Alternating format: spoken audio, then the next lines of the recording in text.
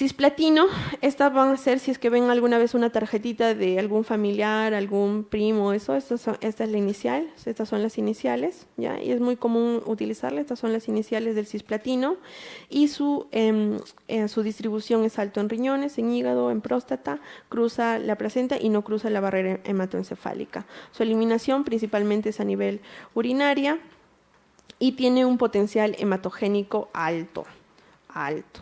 Y ahorita vamos a recordar con unas mnemotecnias que tengo al final, que tienen que recordar que el cisplatino produce gran cantidad de náuseas y vómitos en los pacientes. Dios mío, yo vamos a ir por 1 hora y estamos en la 4ª parte. El cisplatino es nefrotóxico y va a ser el principal dosis limitante. Necesito que recuerden eso, chicos. El paciente usualmente que es el paciente que va a recibir cisplatino es un paciente joven que tiene un cáncer testicular y que la quimioterapia establece cisplatino. Y la dosis limitante es la nefrotoxicidad. Otra, náuseas y vómitos, como le dije, tiene un poder hematogénico severo, moderado. Puede producir también lo que es neurotoxicidad y la ototoxicidad. Hasta ahorita no he mencionado ototoxicidad y justamente el carboplatino y el cisplatino van a ser los que pueden producir ototoxicidad. Como les dije, dosis limitante va a ser la función renal y va a depender menos de 30 mililitros por minuto, no se puede dar cisplatino y se discontinúa la quimioterapia. Indicaciones en cáncer testicular y en cáncer ovárico. Entonces, lo típico es, ustedes son médicos internistas, son médicos emergenciólogos, son de la UCI, los han llamado para que respondan una interconsulta al servicio de oncología. Y ustedes están pasando la puerta de oncología y empiezan a escuchar las arcadas. Y si es que van a ver al paciente, es un paciente joven que tiene el diagnóstico de un cáncer testicular y que está con muchas náuseas, con muchos vómitos. Su quimioterapia dura 5 días, se va de alta y llega a la emergencia. Lo ve el interno y le dice, señor, ¿qué es? Yo tengo un cáncer de testículo, tengo 30 años y estoy con muchas náuseas, incluso está deshidratado el paciente. Entonces, lo que se les tiene que venir a la mente es que el paciente probablemente ha recibido cisplatino y no asustarse, porque lo que piensan es que está con náuseas, vómitos, probablemente está haciendo una sepsis y está vomitando por eso. Pero si tenemos algunos conceptos, digamos, nos vamos orientando, ¿no? El carboplatino, parecido al cisplatino, ¿ya? Se elimina igual por vía renal y justamente también va a tener su igual implicancia a nivel renal, y su potencial hematogénico, a diferencia del cisplatino, es moderado, es menor. Dosis limitante, la mielosupresión, también produce una toxicidad de tipo renal, neurotoxicidad y también produce la ototoxicidad.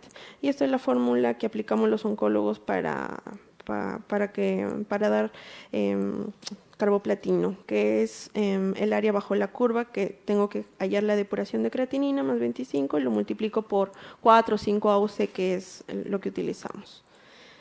Igual, acá están las fórmulas dosis limitante, como les mencionaba, ¿ya? Y la principal indicación, otra vez, cáncer de células germinales, que es a nivel de cáncer de testículo en los varones, disgerminomas en las mujeres y el cáncer de ovario. El oxaliplatino, su distribución se va en la mayoría de tejidos y no cruza la barrera hematoencefálica. Hasta ahorita, ¿quiénes hemos visto que cruzan la barrera hematoencefálica? La ciclofosfamida y la ifosfosfamida cruzan, pero no cruzan de manera muy potente, ¿ya? Y potencial hematogénico también es moderado. Su principal reacción adversa es la neuropatía de tipo periférica y lo que son una distesia faringolaringeal. Estas son. Entonces, ¿qué pasa? Estás tranquilo en la sala de quimioterapia porque el oxaliplatino se pasa en 1 hora, 2 horas y los pacientes reciben la quimioterapia de forma ambulatoria y viene la enfermera asustada y te dice, doctora, y ¿qué pasa? El paciente nos dice que está sintiendo adormecimiento en sus piernas y tú vas, lo miras, ¿qué está pasando? Está pasando el oxaliplatino, le dice, señora, ¿qué siente? No siento mis piernas, doctora, desde hace 30 minutos, desde 10 minutos. Y entonces la ves, ¿qué haces? Le hidratas más, disminuyes la dosis de infusión del oxaliplatino y eso se va pasando. ¿Por qué? Porque puede ser de inicio rápido o puede ocurrir en horas o hasta semanas, ¿no? Y se va resolviendo en entre los 14 días, pero puede quedar como una secuela. Entonces, ¿qué hacemos? Solamente eso, y a la que le damos algo es a la enfermera que se alarmó, ¿no? Un alprazolam le damos a ella. Entonces, sus indicaciones, oxaliplatino solito como tal no es un eje de quimioterapia, pero sí acompaña a otras quimioterapias, como puede ser el 5-fluoracilo, por ejemplo, en cáncer colorectal, en cáncer gástrico. Y acá tenemos lo que son los antimetabolitos, que van a ser, principalmente actúan a nivel de la fase S. Y tenemos las fluoropirimidinas, que va a estar la capecitabina y el 5-fluoracilo. Necesito que recuerden esto, que inhibe al timidilato sintasa, que finalmente va a formar lo que es la timidina, ¿ya? Y también tiene efecto en el ARN y actúa en fase S.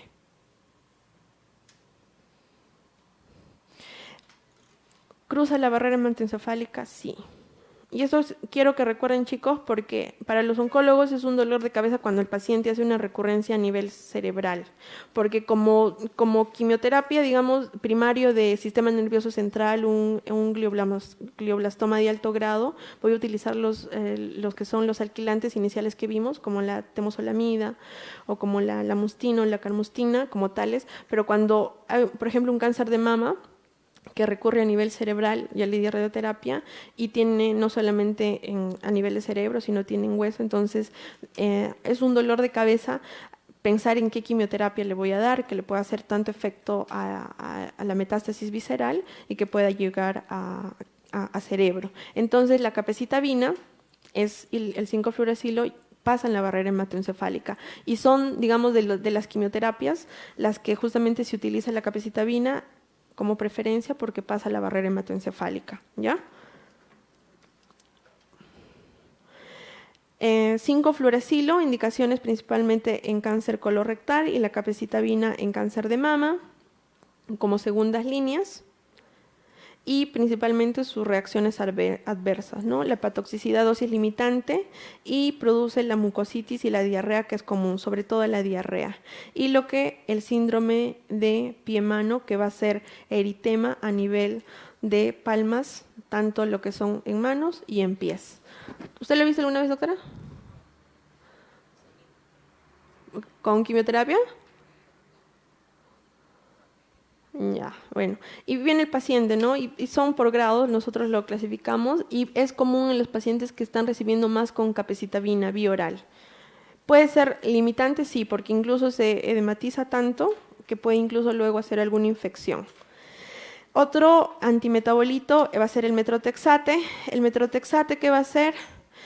Va a inhibir a esta enzima, que es la enzima que va a estar encargada de que pase el ácido fólico en toda la cascada para que finalmente pueda producirse los nucleótidos que van a ser los que van a formar el ADN.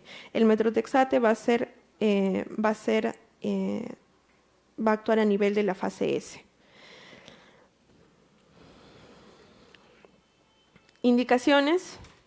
A nivel, el metrotexate nosotros utilizamos en segundas líneas de quimioterapia. ¿Qué significa segundas líneas de quimioterapia? Cuando doy un cáncer de tipo metastásico, una primera quimioterapia que doy, le llamo primera línea de quimioterapia. Si vuelve a recurrir, a aumentar la enfermedad, segunda línea de quimioterapia. El metrotexate básicamente se utiliza en eso, excepto en el linfoma cerebral. En el linfoma primario cerebral, que sí, ahí desde el inicio utilizamos metrotexate a altas dosis. Dosis limitante, lo que es la mielosupresión, ¿ya? Puede producir náuseas y vómitos, sí, ¿ya? Y la mucositis es común, pero no es dosis limitante. Los taxanos, que va a ser el docetaxel y el paclitaxel, que van a actuar a nivel de la fase M, la fase mitótica. ¿Por qué? Porque justamente van a actuar a nivel de los microtúbulos. ¿Se utiliza en qué? En cáncer de mama, en cáncer de pulmón, en cáncer de próstata, muy utilizado en cáncer de próstata en el escenario de tipo metastásico. RAMS principal, lo que es la mielosupresión y principalmente plaquetas. Entonces le llega el paciente. El paciente de cáncer de próstata también es uno de los pacientes que vive bastante tiempo, ¿ya? cáncer de mama, cáncer de próstata, son unos pacientes que viven bastante tiempo. Entonces llegan a la emergencia con sus equimosis, con un sangrado y todo lo demás, y le preguntan, señor, tengo antecedente de cáncer de próstata y hace una semana y media he recibido tratamiento con quimioterapia. Si es próstata, probablemente, porque casi es la única droga que damos en próstata, de quimioterapia es el docetaxel. Y le tomas un hemograma y lo que ves es neutropenia y plaquetopenia en 13.000 y que el señor se ha golpeado y le produce un hematoma gigante. Se puede dar, y bueno, el paclitaxel también es un taxano y esto se da en cáncer de ovario, en cáncer de mama y en lo que son en cáncer de pulmón también, en cabeza y cuello, en cáncer de esófago. Paclitaxel igual, dosis limitante, la mielosupresión, principalmente acá mediado por lo que es la neutropenia. Y tiene alto, y los oncólogos sí le tenemos respeto al paclitaxel porque es una de las quimioterapias que es muy alergénica. Entonces puede estarle pasando la quimioterapia al paciente, porque el paclitaxel también pasa en 3 horas, y ahí si la enfermera se aloca y te llama y te dice, doctora, la paciente no puede respirar, tiene así, y tú cuando vas también te asustas porque el paciente está rojo, con edema a nivel labial, está incluso a hipotensión, y bueno, lo que se hace en esos casos es suspender por un momento, darle corticoides, mejorar y luego reiniciar la infusión más lentamente, porque puede producir hasta incluso un shock anafiláctico, ¿no? Y lo que ya crónicamente lo que se ve en lo que es una reacción adversa va a ser la neuropatía. Y como paclitaxel utilizo en las mujeres en uno de los esquemas de cáncer de mama, las pacientes que van a tener bastante y que van a vivir, incluso lo tienen por años, van a ser las mujeres que tienen cáncer de mama, ¿no? La neuropatía, que justamente viene la consulta y dice, doctora, doctor, no siento, cuando camino siento como si estuviera en las nubes, no siento. Y en los pacientes mayores vienen con infecciones en los dedos de los pies porque no se dieron cuenta que se golpearon, que hicieron, y se complica más con el paciente diabético. El otopósido, agente específico que actúa en fase S y en fase G2, inhibe lo que es la topoisomerasa 2. Indicaciones en tumores de células germinales, en cáncer de pulmón, en células pequeñas, en tumores neuroendocrinos, en lo que son también lo que es el linfoma no Hodgkin y en el Hodgkin. Entonces, hasta ahorita hemos visto, y ahorita estoy viendo acá, hemos visto tumor de células germinales. Entonces, les conté la historia, ¿no? Ustedes entran, les han llamado interconsulta, y el tumor de células germinales que recibía, el cisplatino, ¿no? El cisplatino, ¿ya? El cisplatino es un platino, ¿ya? Y tumor de células germinales también recibe el etopósido. Y ahorita vamos a ver una droga que se llama bleomicina. Y este es el esquema que reciben los pacientes con cáncer de testículo, el BEP. Estas van a ser sus principales reacciones adversas: la mielosupresión, los vómitos, la mucositis es rara, ¿ya? La vincristina en la fase M, y en la fase M lo que vamos a ver a nivel de los microtúbulos, ¿ya? Sus indicaciones principalmente en las leucemias y en linfoma no Hodgkin. Ya en mieloma múltiple también se utiliza, en rhabdomyosarcomas. La vincristina no es un eje, En cambio, el antraciclínicos, los platinos son un eje. La ciclofosfamida también. Como vimos, el oxaliplatino acompaña otra quimioterapia y la vincristina acompaña a otra quimioterapia. No es un eje. Y principalmente si produce igual neurotoxicidad, dosis limitante, como es la neuropatía periférica. Entonces, chicos, ¿en qué quimioterapias estamos viendo neuropatía periférica?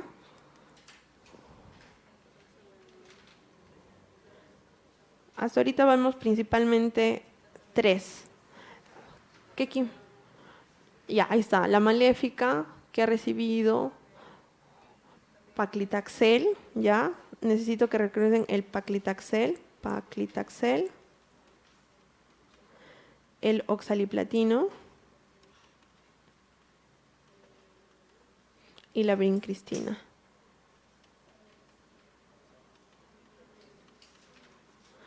Ahí la maléfica que no siente sus piernas, que no siente sus alas, por así decirlo, ¿ya? El oxaliplatino igual y la vincristina, ¿ya? Esos son los principales que causan neurotoxicidad de tipo periférica y que incluso limita a las pacientes. A pesar de que las pacientes están curadas del cáncer, eso puede ser algo limitante. Y la bleomicina, que es el otro, que es lo que les hacen caer, que no tienen más que como dato, que es un antibiótico antitumoral, ¿no? Es como una pregunta capciosa. ¿Un antibiótico puede curar el cáncer? Sí, ¿no? Ya, entonces sí puede curar el cáncer. ¿Ya? Entonces, ¿cuáles son los antibióticos?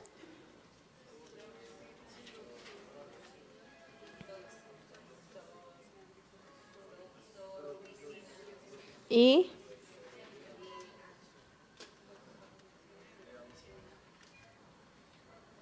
la bleomicina. Es una pregunta capciosa, ¿no? Que no tiene razón de, digamos, de ser tanto así de medicina, pero es una pregunta capciosa. ¿Un antibiótico puede curar el cáncer? Sí, ya. Y bueno, la bleomicina va a tener efectos citotóxicos también por la liberación de lo que son las radicales libres y roturas en el ADN. Indicaciones en linfoma Hodgkin, en tumor de células germinales, en cáncer de cabeza y cuello. Y necesitan recordar esto. Toxicidad limitante, toxicidad a nivel pulmonar. Produce neumonitis y puede producir lo que es fibrosis, que es raro, pero sí. Otros eventos puede ser el infarto de miocardio. Y otros eventos que también son comunes y justamente se quejan los jóvenes. ¿Se acuerdan que les estaba diciendo el BEP? ¿No? El BEP.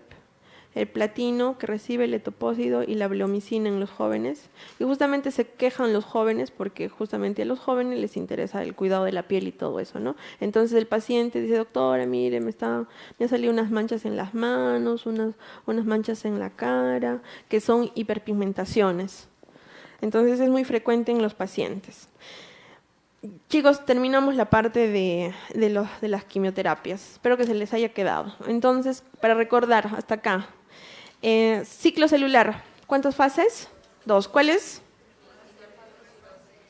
Interfase y mitosis, ¿no? Interfase G1, S y G2. Listo. Checkpoints. Los checkpoints. ¿Qué proteínas? P16, P53, P21. Ya van a ser puntos claves para que se pase a la siguiente fase. Quimioterapia, si digo quimioterapia, es citotóxico.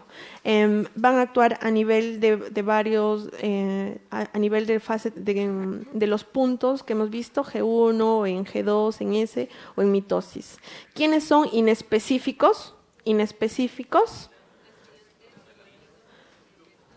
Los alquilantes y los platinos, los dos primeros que hemos visto, ¿no? Los alquilantes y los platinos son inespecíficos, pero se van a ver mejor cuando están en una célula que se reproduce más. Nos recordamos de Maléfica. ¿Por qué nos recordamos de Maléfica de Angelina Jolie? Por cáncer de mama. Y cáncer de mama es doxorubicina. ¿Doxorubicina qué produce? Principalmente la reacción adversa principal. Cardiotoxicidad. ¿Y qué tipo de cardiotoxicidad? Cardiopatía dilatada, ¿ya? La cardiopatía dilatada, y la cual es irreversible. Y acuérdense, porque hay un fármaco que vamos a ver y que va a producir, que sí puede ser reversible. Esta de acá con la doxorubicina es irreversible. El cisplatino, dosis limitante, nefrotoxicidad. Y produce un montón de náuseas y vómitos. Es la quimioterapia que produce más náuseas y vómitos, cisplatino. ¿Ya?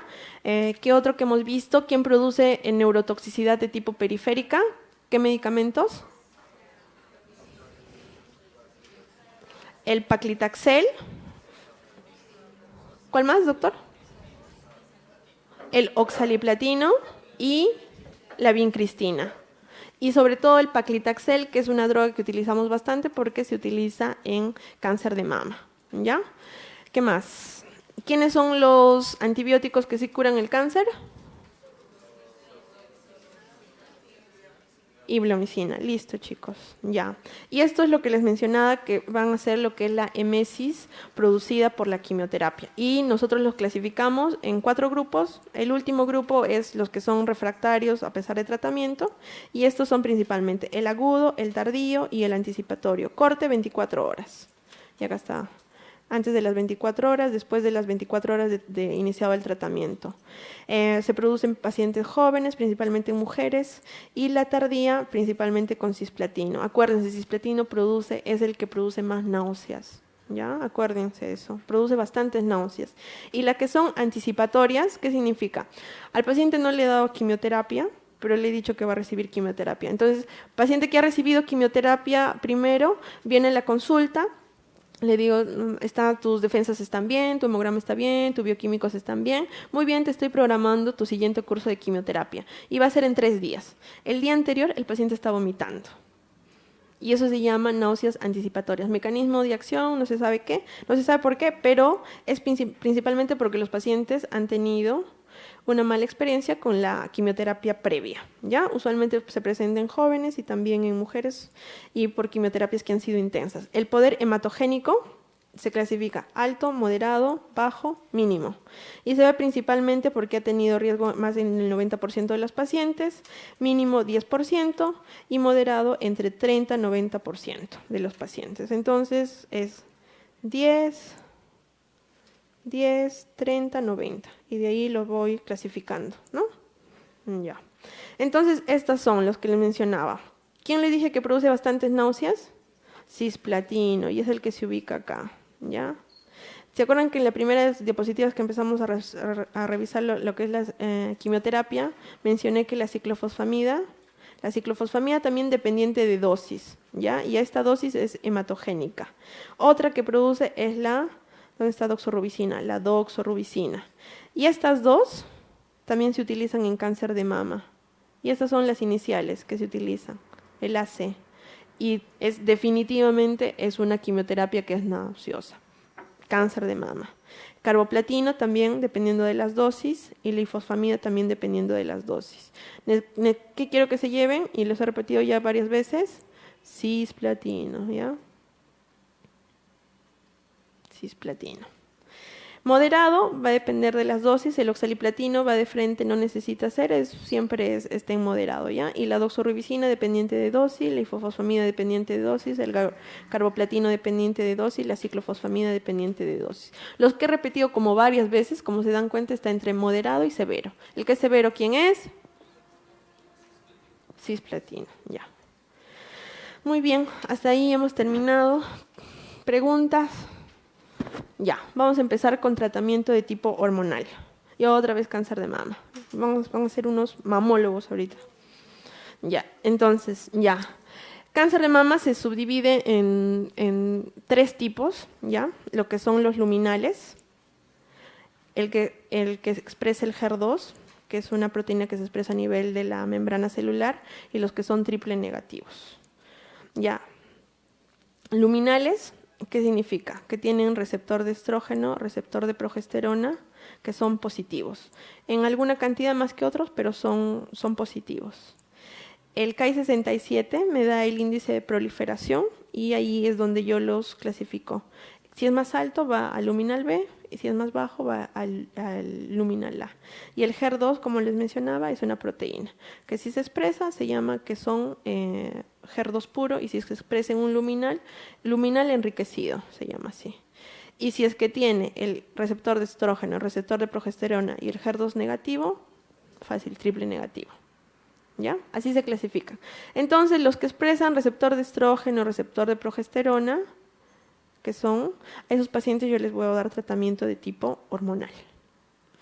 Entonces, puede ser bloqueo en los receptores de estrógeno, que pueden ser los SERMs, que son los moduladores selectivos del receptor de estrógeno, como por ejemplo el tamoxifeno.